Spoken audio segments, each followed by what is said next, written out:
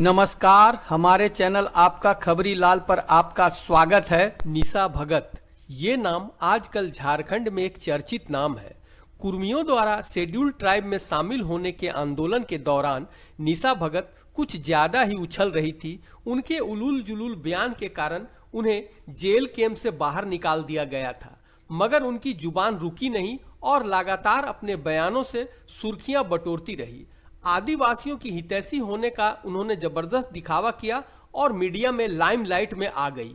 लंबे समय तक आधुनिकता से दूर आदिवासी समाज की तरफ ईसाई धर्म को फैलाने वालों की तिरछी नजर रही और दुनिया भर से मिल रही फंडिंग के बल पर आदिवासियों को उनके धर्म रीति रिवाज से दूर करते हुए उन्हें ईसाई धर्म में परिवर्तित करने की अपनी कुत्सित चाल चलते रहे। धन का लालच और अन्य सुविधाओं का लालच देकर ईसाई धर्म को अपनाने की ओर आकर्षित करते रहे। परिणाम स्वरूप वर्तमान में आदिवासियों का एक बड़ा भाग ईसाई धर्म को अपना चुका है। निशा भगत आदिवासियों के ईसाई धर्म को अपनाने और ईसाई बने आदिवासियों का लगातार विरोध करती रही है। यही कारण बना आज निशा भगत की बेइज्जती का। कुर्मियों के शेड्यूल ट्राइब में शामिल होने के प्रयास के विरोध में रांची के प्रभात तारा मैदान में आदिवासियों की एक विशाल सभा हो रही थी। निशा भगत भी वहां अपनी राजनीति चमकाने पहुंची, मगर मंच पर उन आदिवासियों की संख्या अधिक थी जो ईसाई धर्म अपना चुके थे। उन्होंने आओ देखा न ताओ निशा भगत को धक्के मारकर मंच से नीचे उतार दिया।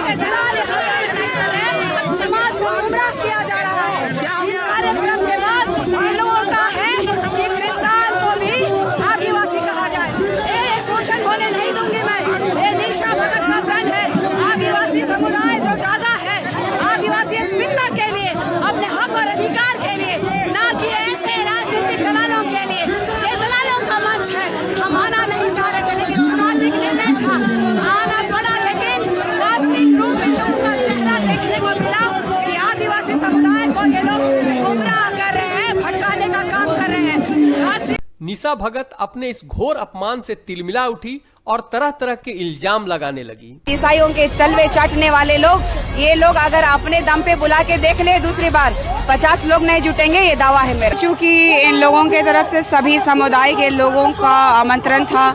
हमारा केंद्रीय सरना समिति भी समर्थन किया था, लेकिन वहाँ पे आपने देखा कि मुझे जगह तो मुझे नहीं दिया गया क्योंकि हमारा झंडा का प्रकरण चल रहा था। ईसाई वर्सेस हम लोगों का सरना का मैं ऑलरेडी लड़ाई लड़ रही हूँ कि डिलिस्टिंग होना चाहिए। ईसाई समुदाय में जो कन्वर्ट हो चुके हैं वो सरना का जो आदिवासी रूढ़िवादी जन्य जनजाति जो परंपरा को लगातार स्थापित किए हुए हैं उनका हक नहीं खाना चाहिए। तो आदिवासियों का हक खाने वाले जो धर्मांतरित ईसाई हैं उनके दलाल है ये। आपने देखा था होगा कि झंडा प्रकरण में किस तरीके से ये मेरे साथ में विरोधी के रूप में सामने खड़े थे, चाहे राजेश कच्छप हो, चाहे गीताश्री उरांव हो, चाहे या वहाँ पे प्रेम शाही मुंडा हो। ये लोग लगातार आदिवासियों को गुमराह करने का काम ये लोग किए हैं। गीताश्री मैडम जब शिक्षा मंत्री थी तब भी हमारे लिए भाषा एकेडमी तक नहीं वो बना पाई। वो उनके पिताजी के द्वारा 20 साल की काली रात के बारे में लिखा हुआ था। ईसाई समुदाय ने किस तरीके से भारत में ईसाईयत को अपनाने के लिए प्रलोभन और आदिवासियों को मटियामेट करने के लिए जो योजना बनाई थी, आज उन्हीं दलालों के साथ उनकी बेटी मिल करके ये मंच को सुशोभित कर रही है और आदिवासी समुदाय को गुमराह करने का काम कर। उनका कहना था कि आप नीचे चले जाइए, या तो पीछे बैठ जाइए या नीचे चले जाइए। तो मैं नीचे बैठने के लिए तो नहीं आई थी, मैं अभिवादन की। मुझे कहते कि अगर हमारा आना बुरा था, अगर ये सभी समुदाय के लोगों को नहीं बुलाए थे तो सिर्फ चेहरा चमकाने के लिए अभी तक चुप थे क्या? ये लोग जिस तरीके से निशा भगत का प्रकरण को उठा करके, आप देखिए रहे, ये आंदोलन किसका है?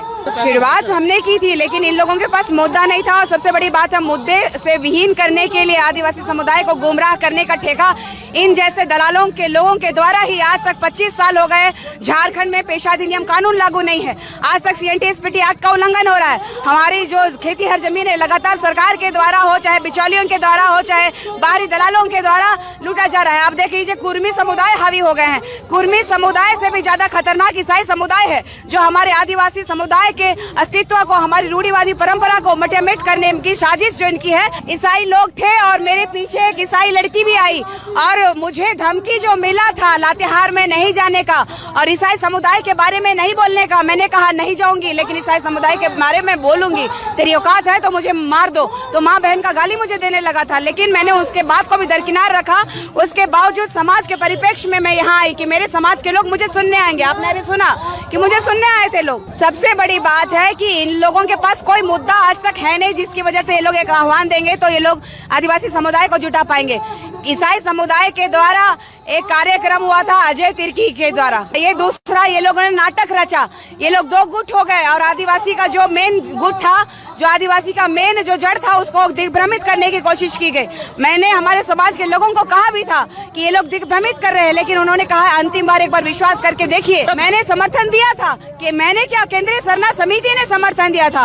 उसके बावजूद इन लोगों ने इस तरीके से व्यवहार किया है, तो इससे साफ से लगता है कि ये धर्मांतरित ईसाइयों के तलवे चाटने वाले लोग, ये लोग अगर अपने दम पे बुला के देख ले दूसरी बार 50 लोग नहीं जुटेंगे, ये दावा है। निशा भगत के समर्थकों ने भी काफी बवाल काटा और काफी कुछ कहा। 75 साल में एक बार आदिवासी जगह था, हम लोग भी केंद्रीय सरना समिति से समर्थन दिए थे। सरना समाज को बेइज्जत करने का काम करता है। समाज इन लोगों को देख रहा है, समाज कभी नहीं माफ करेगा। ऐसा लगता है कि आदिवासी समाज में खुद ही फूट हो गई है और वे आपस में ही एक दूसरे से भिड़ गए हैं। इसको लेकर कुर्मी समाज में भी जश्न का माहौल देखा जा रहा है। लोग कह रहे हैं कि इसे अपनी करनी का फल मिल गया है। आपका क्या मानना है कि निशा भगत के साथ जो हुआ वो सही हुआ या गलत? अपनी राय हमें कमेंट में जरूर दें। साथ ही ताजा घटनाक्रम की जानकारी पाते रहने के लिए हमारे चैनल आपका खबरी लाल को सब्सक्राइब जरूर कर लें, ताकि हर अगली खबर पर आपकी नजर रहे। धन्यवाद।